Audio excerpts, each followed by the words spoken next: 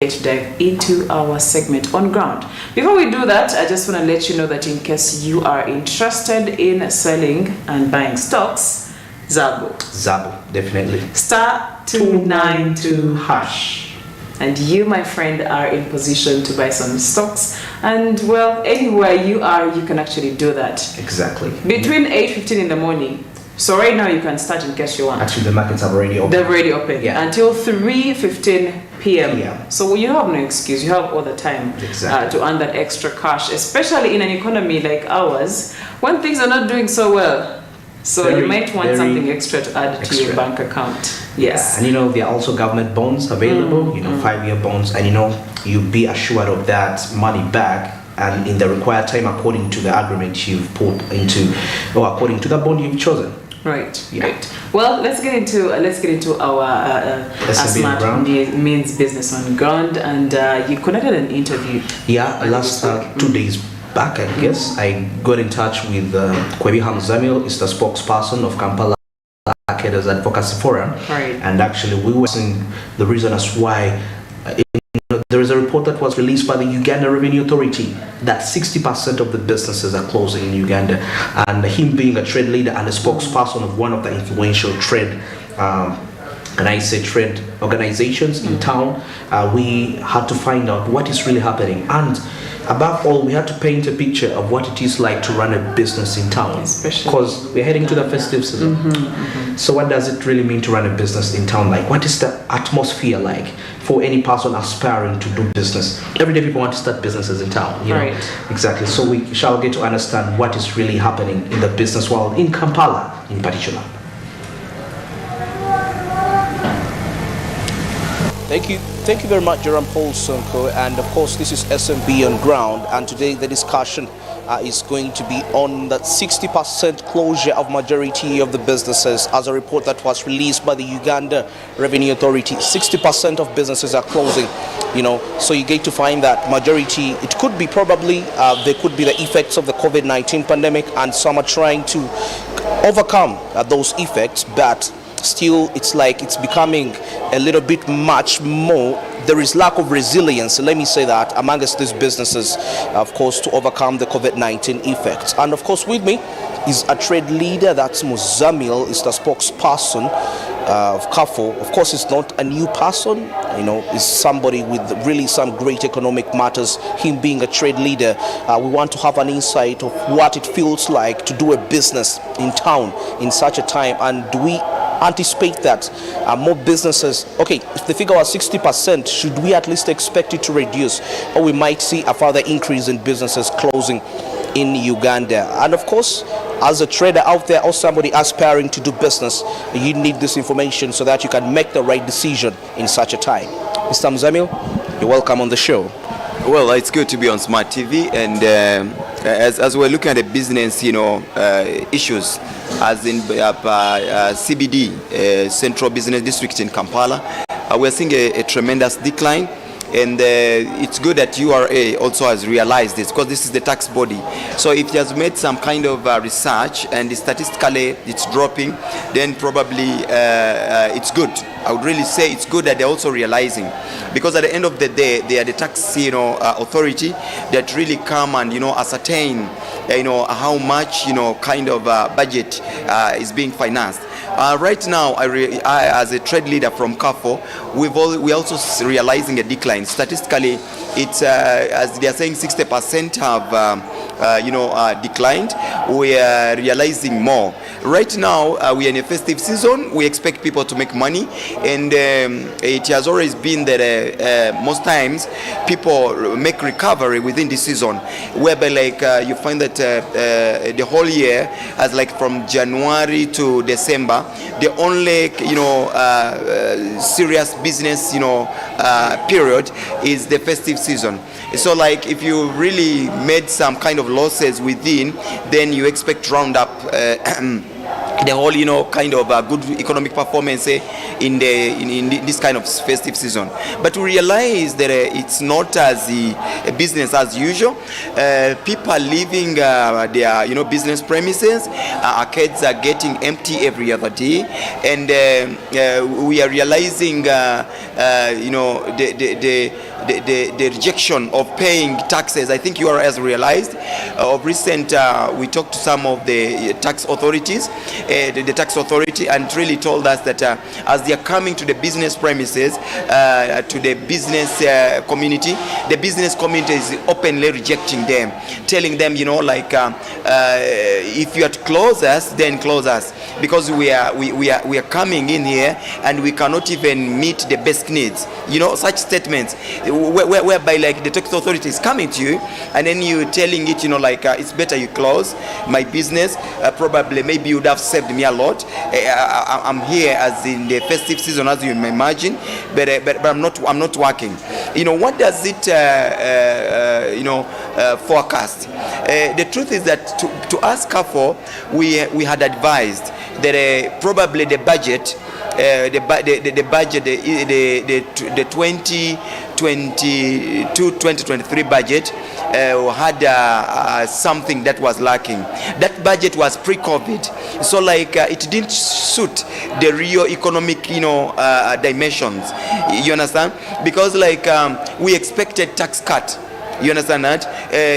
Which would give some relief to the business, community. Because if we were in COVID and the people took 2 years without any economic activity going on, then probably they were supposed to restart.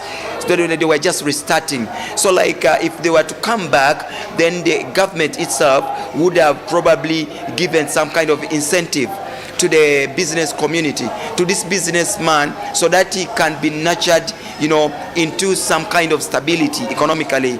But they didn't do that. Taxes where others were elevated, shot up, and you remember the president's statement that technocrats, experts, told him that he shouldn't tamper with the taxes because they are likely not to the government to run its business affairs.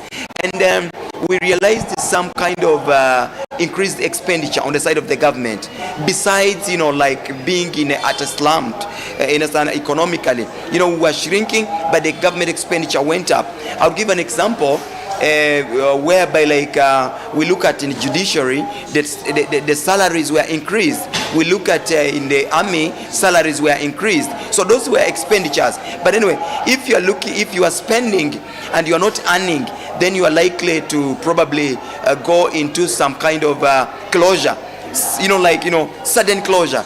Because if you spend more than what you are earning, then it's the opposite of the real business in life. Because business should always have income flows that are sustaining the expenditure. So, but however, these were promises that were by the government to certain sectors into the in the government, whereby they had promised judiciary they will increase salaries, they had promised the army, they had promised the teachers, they had promised the medical personnel. So government stood by that, but again, little did they know they were going to constrain themselves.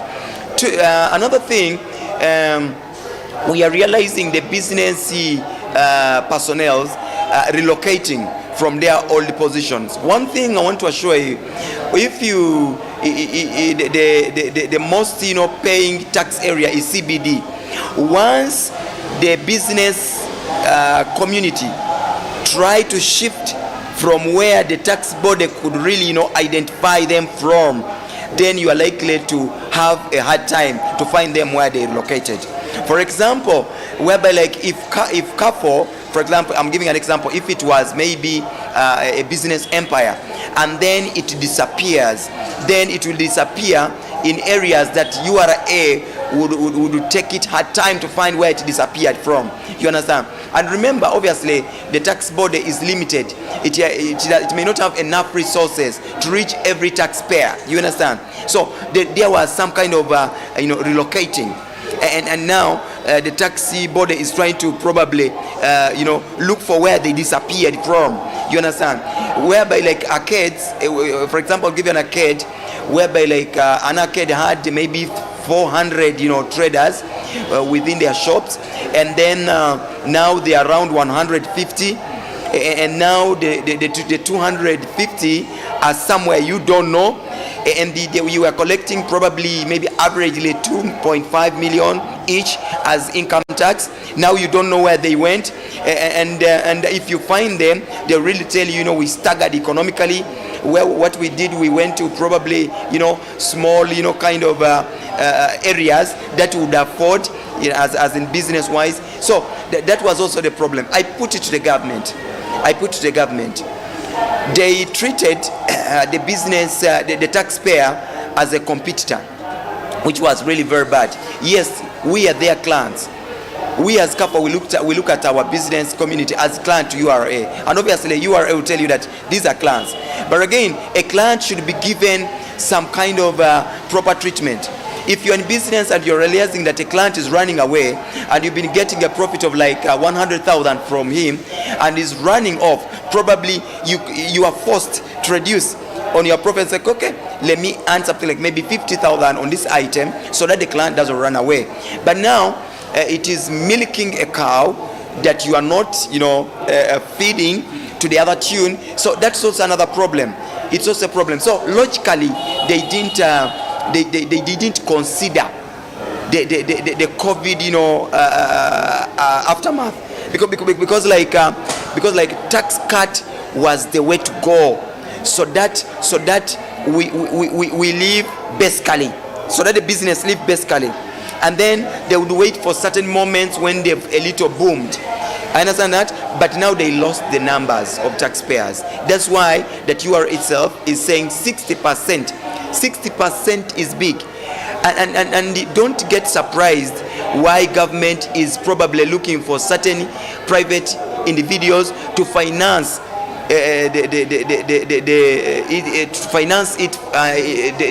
the December. I think you've heard the 500 million. Something like that, USA dollar. Is this something like that? Yes, which is around 2 point something trillion. Uganda shillings. They are looking for a private, to borrow. You understand? If I had that money, probably I would borrow it to the government, because the government it pays and it has got the biggest security. I understand that, but I don't have that money, and they are very ready. They are so desperate to probably go for any interest that you do. I understand that. I was looking at the level of the desperation. It really shocked me. That means URA is right to say 60% of the people, the businesses are declining. You understand? We had not realized this, whereby government is running to private individuals, say, Mutuyambe, help us. The next month we are on a hot plate. We need to survive. Understand that? So and indeed they need to survive, because if you don't pay the public servants, you are likely to see more commotion. You are likely to see teachers riot. You are likely to see the medic riot. You are likely to see the army riot. You understand that? And the indicators are proving that really people are doing badly economically. Look at the poverty crime. Poverty crime is so high, whereby like and it is in open space, and it is in broad daylight. Those are indicators.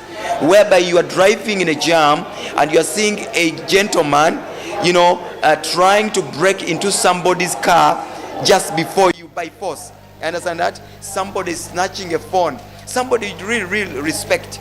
I understand that. And now those are indicators of poverty. I looking at that. So therefore, we would advise. Uganda has opened up very many markets in the neighboring countries, right from Somalia, Congo, Burundi, Rwanda, and other neighboring countries. And now we are seeing Djibouti is on traders here. We are having Djibouti,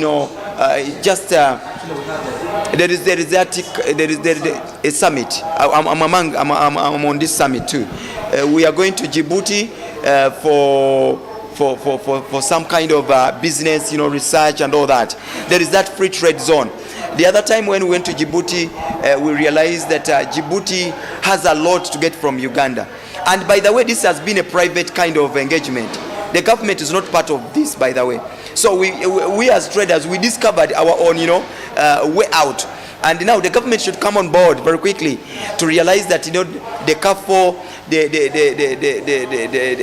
and other business, associates, they are pushing this agenda. So the big market we have, what are we selling? What are we selling to these markets? Ugandans should identify what items we are really selling to Congo. Why are basic needs very expensive? I'm talking about food. Now we are competing with the neighbors. Understand that? If you cannot afford to buy matoke of 50,000, then a Sudanese or a Congolese is very ready to buy it at 80. So that means that people now should rethink of going into agriculture and agro-processing. Let them add value on the agricultural products. So really, the times are not good.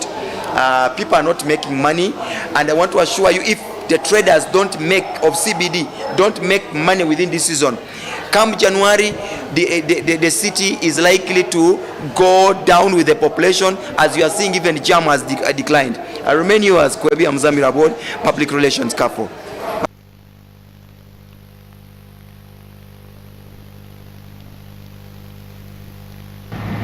Well, a lot of insight being shared right there, and what you need to keep in mind as a Ugandan, as a business owner, as someone who is intending to start business. I believe these are conversations we need to have more often. Very, very often. And I will still keep advocating for get to the right people.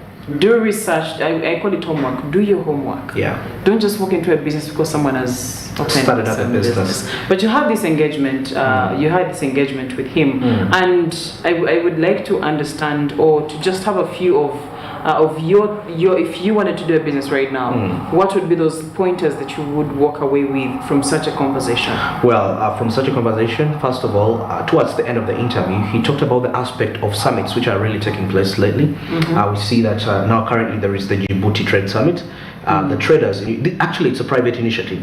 Amazingly, the traders, we are looking at how best they can sell the surplus of their products to other countries, and they were able to look through to discover new markets out there. Now we have Djibouti Free Trade Area right there. So I would really probably really opt for Ugandan to, first of all, don't be independent as a business.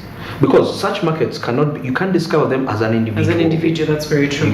But you can discover them as a group. We have now the Somalia, Uganda PSFU recently held a summit regarding the possible opportunities that we can get from Somalia. Somalia, yes. Yes, same applies to India. Even India, yes. India, looking at India. Okay, just that India, it's kind of.